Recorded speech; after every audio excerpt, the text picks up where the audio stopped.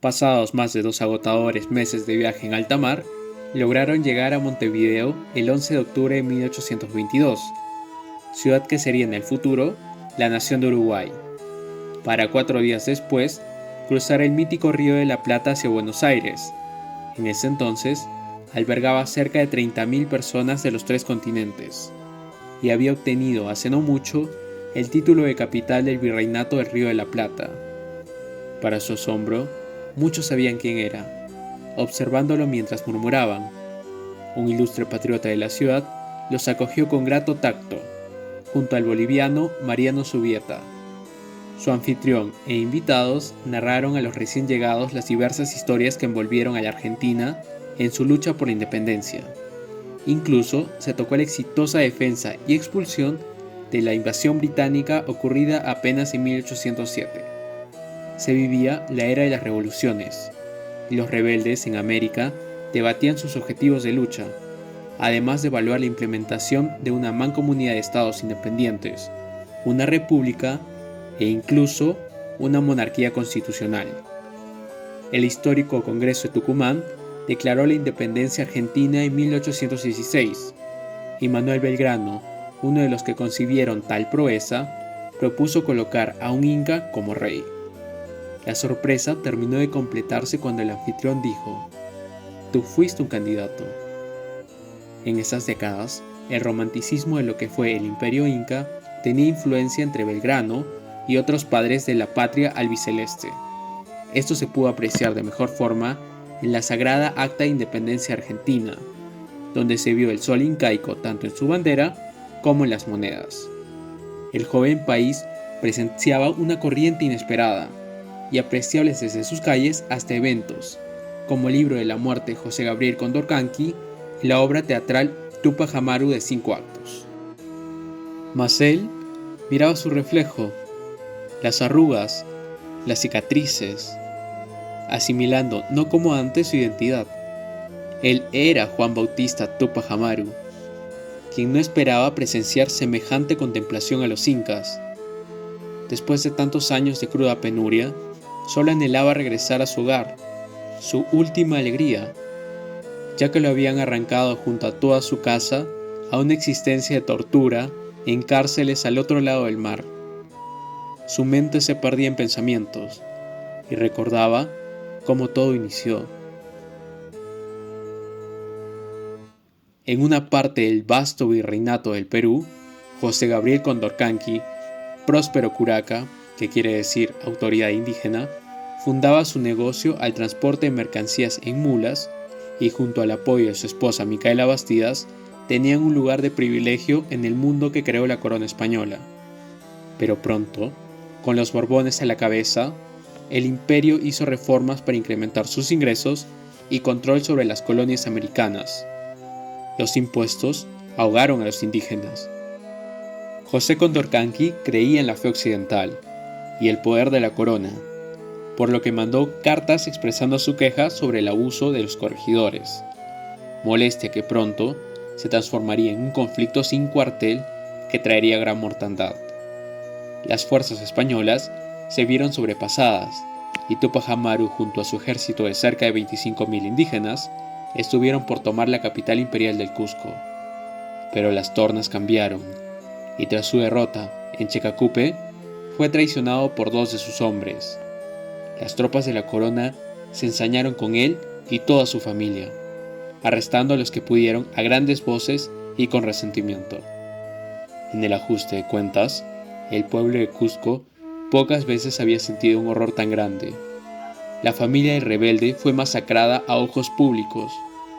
Los detalles de sus muertes y los gritos llenaron de angustia e indignación los corazones de los entonces peruanos sometidos. Juan Bautista era medio hermano del ahora muerto Tupac Amaru II, descendiente desde el mismo Inca Huayna Cápac, y había ayudado a su hermano mayor desde sus negocios hasta algunas de las batallas del levantamiento.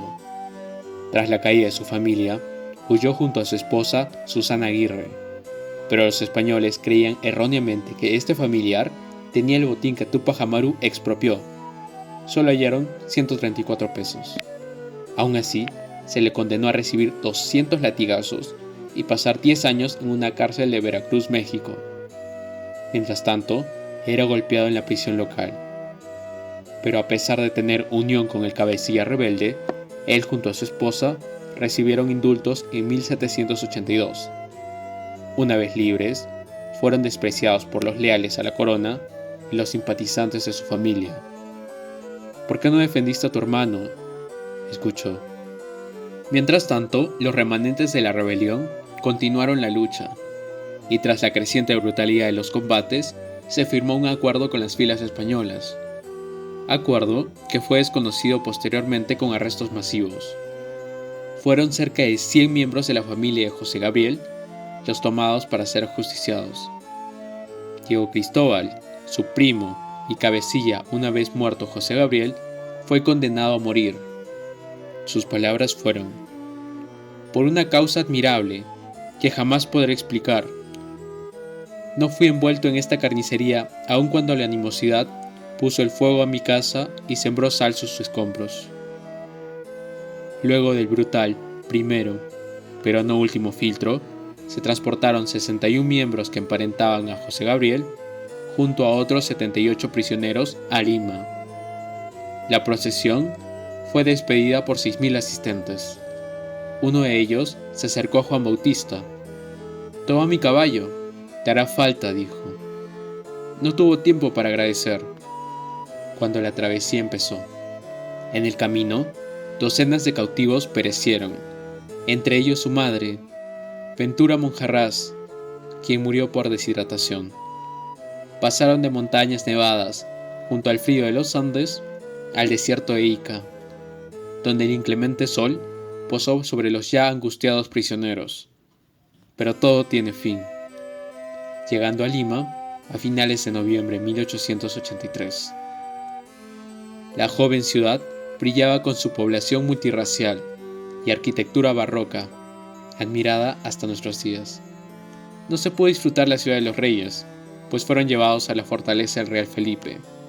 La prisión los esperó con enfermedad, donde falleció su tío, quien supuestamente tenía 125 años.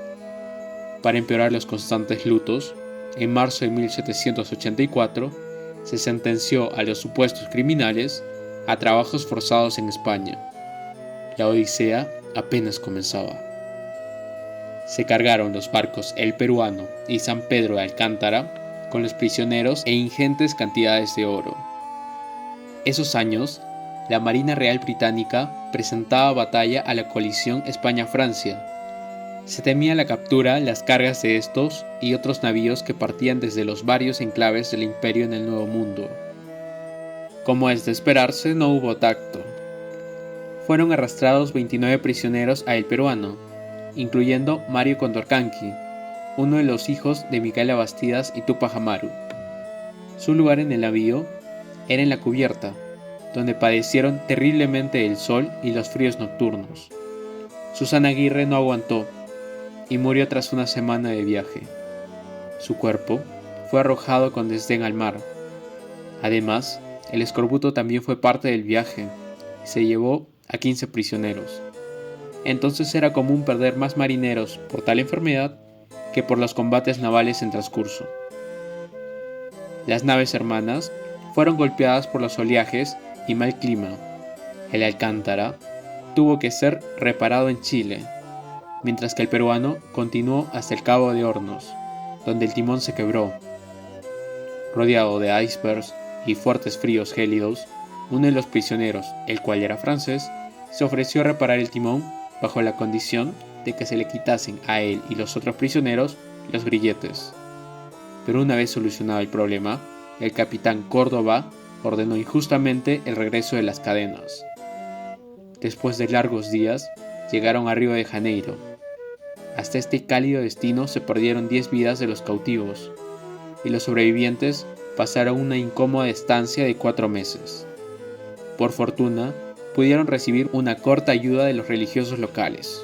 Pronto, el viaje continuó, y en una muestra más de crueldad, los tripulantes tendieron una broma, en la que Juan Bautista cayó al tercer puente rompiéndose una costilla. El dolor lo quejaba, y lo seguiría haciendo por el resto de su vida. Finalmente, el peruano en marzo de 1789 llegó a Cádiz. Las autoridades se negaron a procesar a los prisioneros hasta que llegara el Alcántara con la documentación, barco que se retrasó en repetidas ocasiones y finalmente naufragó el 2 de febrero de 1786, al norte de Portugal por estar sobrecargado, y junto con él, 17 prisioneros, 7,5 millones de pesos en oro, además de plata y cobre. El gran tesoro en las aguas fue respondido por 40 buceadores que trabajaron día y noche en el mayor proyecto de buceo de Europa, con el fin de recuperar lo perdido. De los 29 prisioneros de la nave, solo quedaron 4. Cádiz era una ciudad portuaria, relevante en el cruce de ambos mundos. Es considerada la ciudad más antigua habitada continuamente, fundada por los fenicios. Juan Bautista fue trasladado al Castillo San Sebastián, siendo ubicado en los húmedos calabozos, donde le esperaba la ya conocida hambre, el maltrato y la ahora continua soledad y desesperación de pensar en su futuro. Tras 3 años, el rey Carlos III sentenció a los prisioneros a cumplir sus castigos en la ciudad fortaleza de Ceuta, al norte de África. Ceuta había pasado de manos continuamente, desde Cartago a Roma hasta Portugal a España. El propósito de este dominio para España era la defensa del Mediterráneo y la prisión para sus cautivos conflictivos.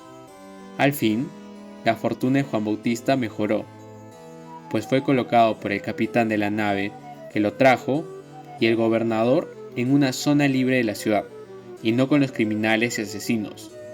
Un platero se ofreció a darle cobijo, pero fue maltratado y obligado a trabajar continuamente para pagar su alojamiento y comida. Cansado de la falta de tacto, pidió que lo dejaran ir. Las autoridades le otorgaron un cuarto junto a un reducido terreno, además de un estipendio. Juan Bautista cultivó productos y realizó servicios para su sustento. Pruebas de que estuvo en Ceuta es su registro como residente en la calle San Simón y una declaración como testigo en un caso de violencia doméstica. Si bien su vida mejoró, los maltratos continuaron, ya sea por cómo se veía o lo que hacía, como sus intentos de mejorar su español. La ciudad-prisión tiene una característica impresionante. Los cambios que el mundo vivía llegaban a ella a través de prisioneros, hombres que participaban en los grandes cambios de la era de la Revolución. Entre ellos, la Revolución Francesa, invasiones y las guerras napoleónicas.